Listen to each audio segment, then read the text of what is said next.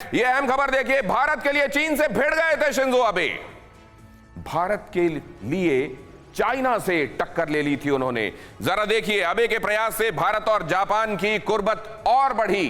पहले से ही दोस्त देशों में शुमार रहा है, लेकिन और ज्यादा निकटता लाने में बहुत ज्यादा भूमिका बड़ी रही है शिंजो अबे की। 2016 में दोनों देशों के बीच में सिविल न्यूक्लियर पैक्ट, वही जो मैं आपको बता रहा था, जिसके जरिए न्यूक्लियर एनर्जी के शांतिप्रिय इस्तेमाल, खासतौर से ईंधन के तौर पर, उसके लिए एक बहुत बड़ी कामयाबी के तौर पर इसको देखा गया।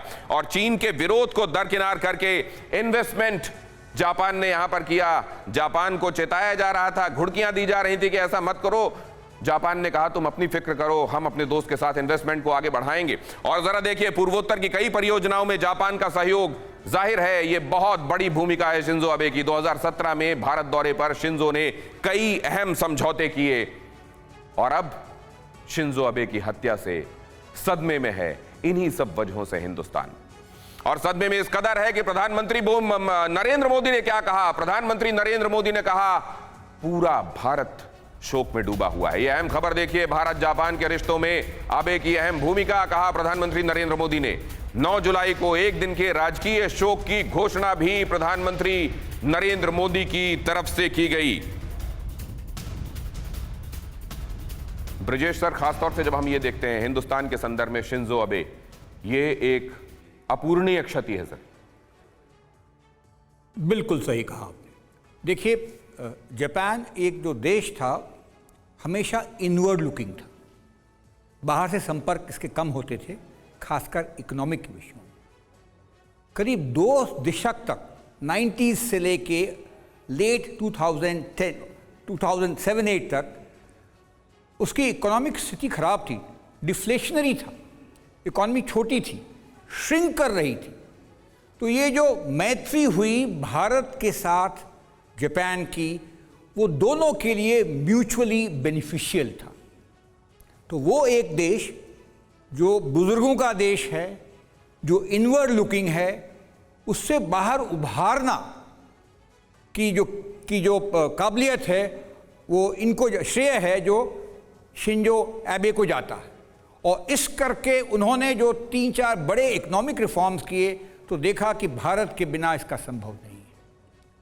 और दूसरी बात रही थी जो इंडो पैसिफिक को महत्वता देना, वो एक डिफेंसिव मेजर था, देखते हुए चाइना की ग्रोइंग पावर। तो शुरू में नॉर्थ कोरिया और चाइना के साथ उन्होंने एक साथ कदम भी उठाया, लेकिन बाद में वो एक किंग पिन हो गए इंडो पैसिफिक के सिक्योरिटी के मामले में। और क्वाड की जो पहल की, इनका भी श्रेय अमेरिका के साथ इनको जाता है। जाहिर है फूमियो किशिदा भी इस काम को आगे बढ़ा रहे हैं, लेकिन शिंजो अबे, जिन्होंने अपने नाना, और वो भी वहां के प्रधानमंत्री रहे हैं, नेहरू के समय वो यहां दौरे पर भी आए थे, उनकी गोद में बैठकर उन्होंने भारत की कहानियां सुनी थी और इसीलिए भारत के लिए वो खास कुर्बत महसूस करते थे। पीके घोष साहब, जापान दोस्त रहेगा और जाहिर है जो लेगेसी है वो आगे बढ़ेगी, लेकिन शिंजो अबे का नहीं होना, इसका कोई रिप्लेसमेंट नहीं हो सकता सर हिंदुस्तान के लिए।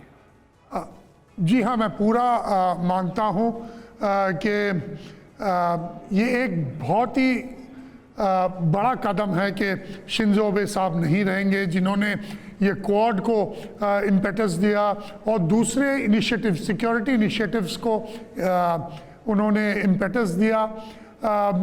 वो चीन के खिलाफ थे काफ़ी, और नॉर्थ कोरिया के भी, और भारत के साथ उन्होंने जिसे कहते हैं एक्स्ट्रा माइल गए, ताकि भारत इस इंडो पैसिफिक रीजन में एक बड़ा रोल कायम कर सके, क्वाड के माध्यम से और कई माध्यमों से, आपने जैसे बताया।